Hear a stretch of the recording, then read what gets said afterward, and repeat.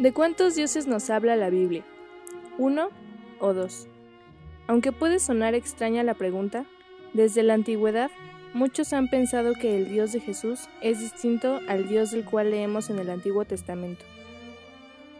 En el primer siglo, un hombre llamado Marción fue expulsado de la iglesia por enseñar que el Dios del Nuevo Testamento no es el mismo Dios del Antiguo. Según Marción, el Dios creador que encontramos en el Antiguo Testamento es un ser iracundo, celoso, cruel y legalista. En cambio, el Dios que encontramos revelado en Jesucristo es un Dios superior, lleno de puro amor, bondad y gracia. De hecho, Marción dijo que Jesús tuvo que venir a salvarnos del Dios malo del Antiguo Testamento. Aun cuando no hablen de dos dioses como Marción, muchos cristianos han pensado que la visión de Dios que presenta el Nuevo Testamento sí contrasta con la visión que hallamos en el Antiguo.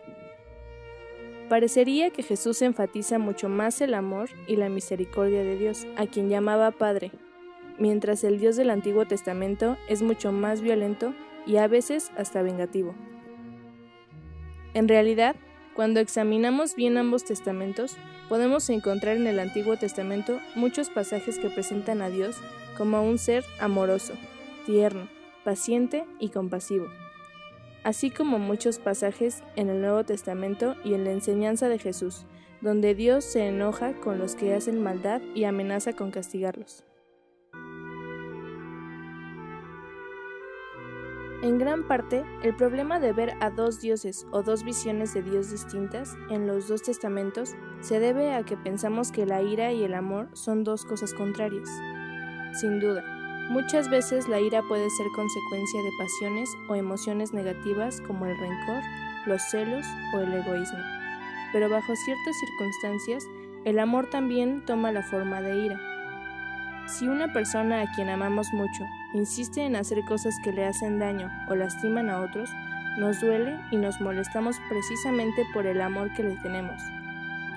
Si una madre tiene un hijo que anda con malas compañías, está cayendo en vicios o está cometiendo maldades y él persiste en esas cosas, aun cuando ella le insiste repetidamente que eso no le conviene, ella puede enojarse mucho y en algún momento hasta decirle que se vaya de la casa.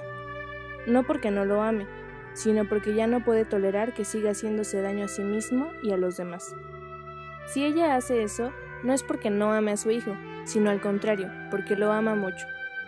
De hecho, si no lo amara, respondería al mal comportamiento persistente de su hijo con indiferencia y apatía. Así debemos ver la ira de Dios en la Biblia, y en particular en el Antiguo Testamento. Los profetas hablan mucho de cómo Israel persistió en practicar la injusticia, la maldad y la opresión, a pesar de que Dios repetidamente los llamaba a cambiar su comportamiento. Se dice que Dios es lento para la ira, paciente y compasivo, pero cuando la paciencia y la compasión no producen efecto, finalmente tiene que castigar para corregir y poner fin a las injusticias. Si se habla de ira en este contexto, es porque al ver tanta maldad uno no puede dejar de indignarse cuando los que practican esa maldad se niegan a cambiar.